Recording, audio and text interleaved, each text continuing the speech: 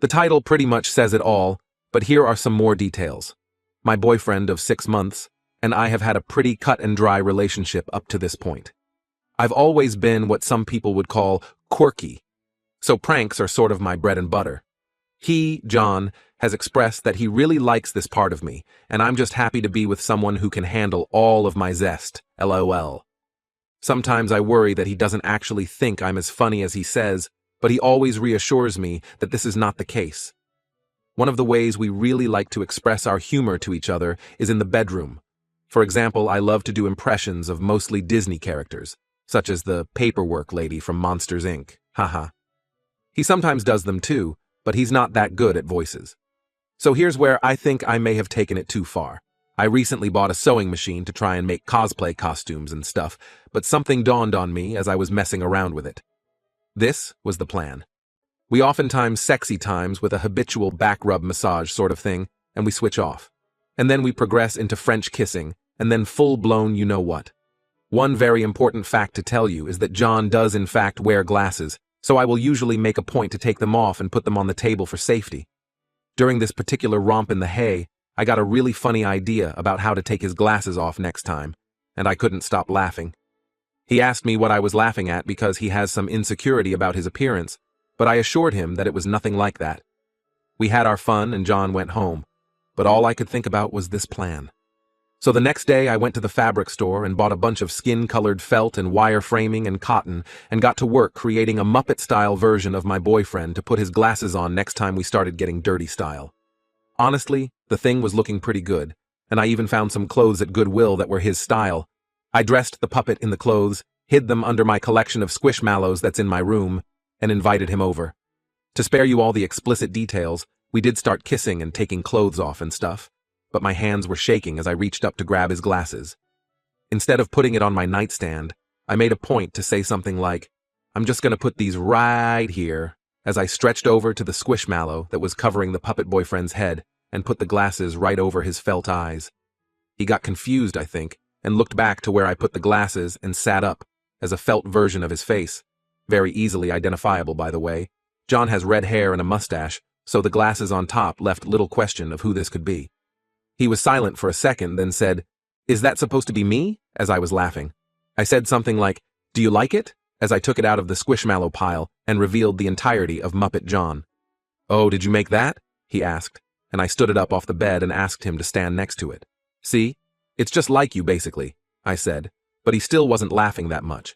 I think he saw that the Muppet ended up being just a little bit taller than him. He's 5'7" and probably insecure about that. The Muppet ended up accidentally being a little taller than him, around 6'1" based on seeing them side by side. I noticed his disappointment and did a tried-and-true Disney impression to make him feel better. In my best goofy impression, I said, "Well, looks like we should call him Big John Hayuk." John just took the glasses off of Big John and let him fall to the floor, and put the glasses on the nightstand and sat on the bed for a while, but we eventually went to Sin City, but it was a lot more quiet than usual. He left after that, even though we were planning on having a sleepover. He said he wasn't feeling good. I texted him goodnight and went to bed. So here's the ish. This morning I haven't gotten any good morning text, or any texts at all from him, even though he always sends me a good morning text. I'm worried that Big John was a step too far, and that normal John didn't think the joke was as funny as I did. I feel like he's just putting me in an uncomfortable position by not telling me how this made him really feel, even though I thought it was pretty funny. Is this salvageable? Or am I effed? Update. Not sure why mods deleted my last post, but so many people were asking for updates that I'll leave the original in comments. It's really funny to read back lol, but here's what's happened in the last week. So it's been a wild couple of days or so, and I've been honestly a little depressed at the negative reaction from everyone. After my BF John left after we did the no pants dance in front of the puppet, Big John, he didn't text me for like a day and a half.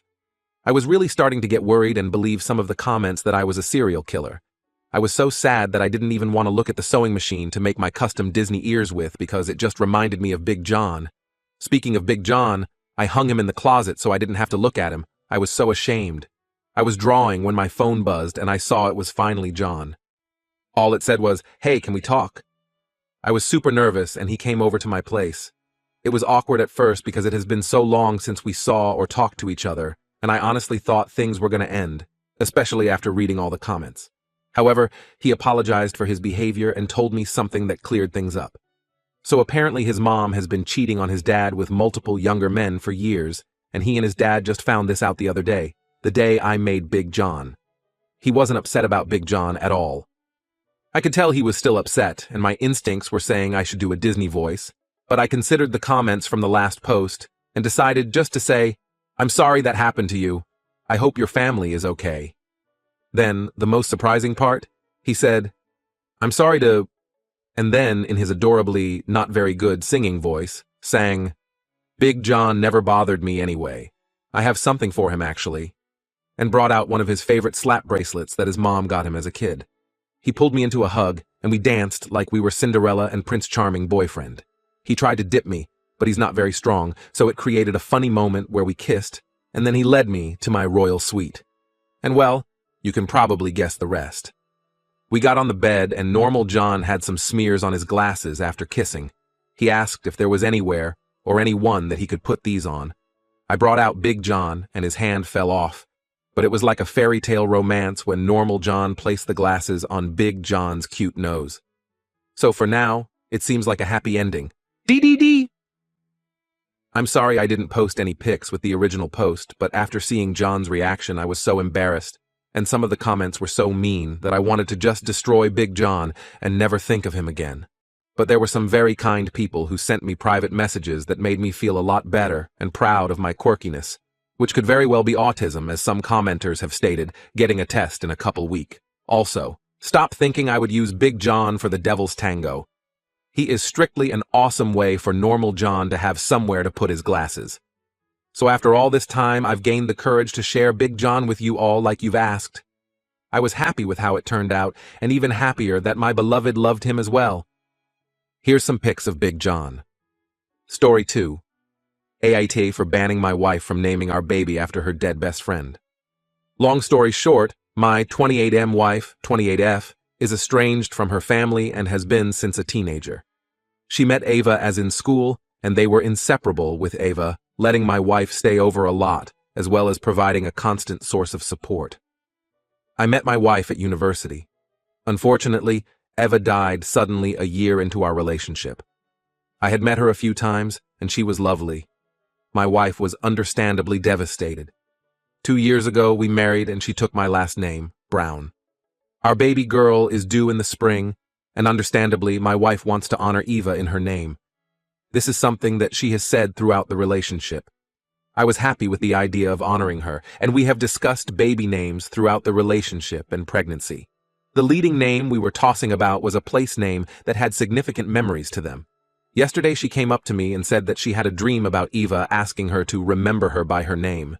She had some like this around the time Eva died, but none recently to my knowledge. And to memorialize her, our baby must be called Eva. I said absolutely no way. She said why not, and I reminded her of the historical figure, Eva Braun, pronounced Brown, wife of probably one of history's most evil figures, and reassured her that we will tell our kids about Aunt Eva, and she'll always be remembered. But my wife refused, saying it has to be her name. She says few will make the link to the historical character, and she won't be bullied at school. She said she had fell out with the place name, and a family member has had a baby recently with a similar name. Think Brooke to Brooklyn. I suggested things to do with Eva, such as her birthstone or honoring her through a middle name, or even names that had Eve, Ava in. Anything but Ava itself. She started crying and said that she won't name the baby anything else, and it's the ultimate way Eva can live on. I said it's a shitty situation, and if we had literally any other surname, we would, but I literally can't. Not only am I extremely morally opposed, I work in a field where if there was wind that I named my child Eva Braun, my work could be at risk. She's saying I'm making excuses and not supporting her as she is putting in a lot of effort to having this baby. This resulted in a fight, and now I am on the couch for the second night now. Some of our friends are saying I'm being dramatic, but my sister, the mother of Brooke, is telling me that if she continues to register the baby without her. To be honest, I'm leaning that way if she continues not to compromise.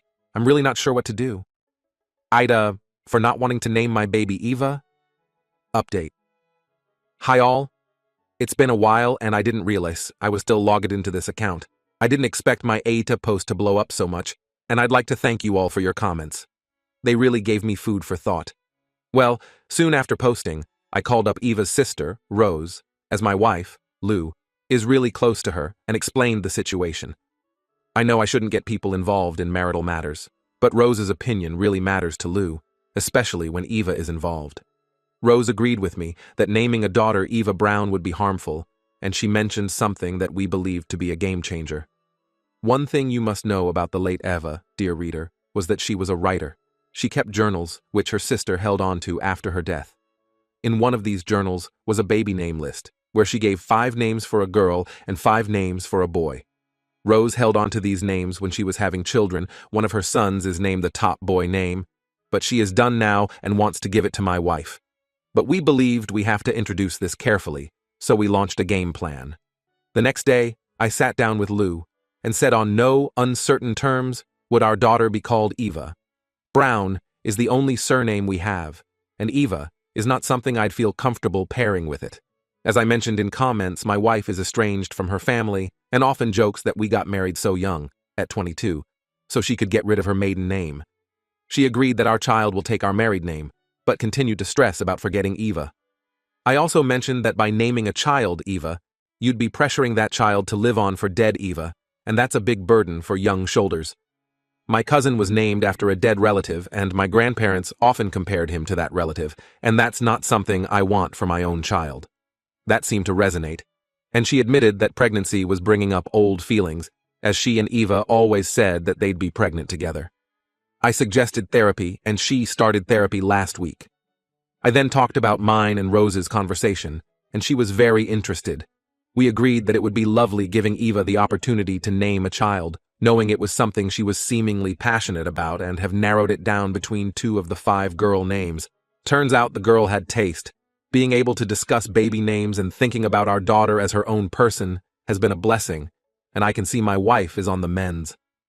I think this will be the only update, and I can't wait to meet my daughter. Thank you all for your help.